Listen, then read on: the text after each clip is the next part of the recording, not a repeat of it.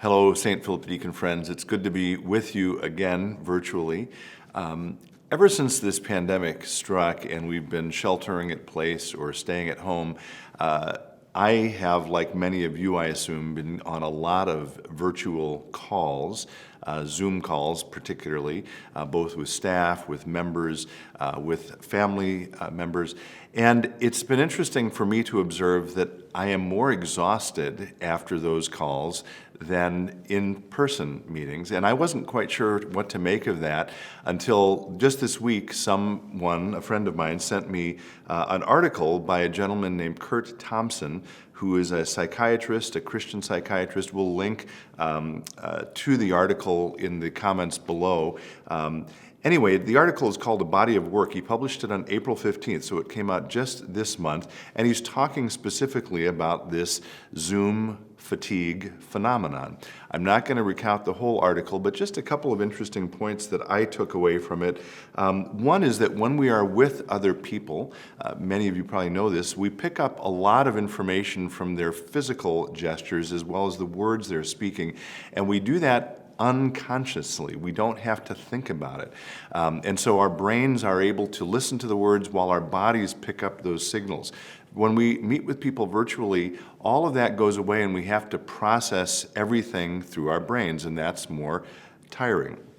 He also makes the point that, like cell phones, we are, as human beings, wired to be connected to other people. And even when they aren't around, we're searching for the cell signal, of the other people in our lives. And that's true even if they aren't there. And so when we're continually searching for them, we're draining our batteries. He also makes the interesting point that while early in the pandemic we were maybe scared or afraid or had anxiety, more recently that's moving towards anger.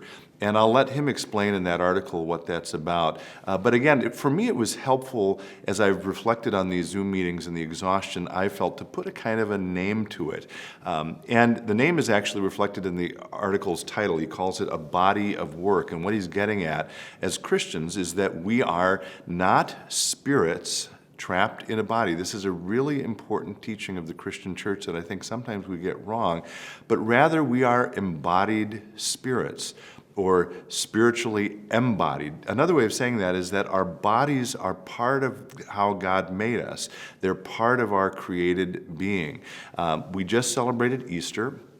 It's important to remember that when Jesus came back after the resurrection, it wasn't as a specter, it wasn't as a ghost, it wasn't as a spirit, it was as a body. And when we confess in the Creed, towards the end, we say this: I believe in the Holy Spirit, the Holy Catholic Church, the communion of saints, the forgiveness of sins, the resurrection of the body.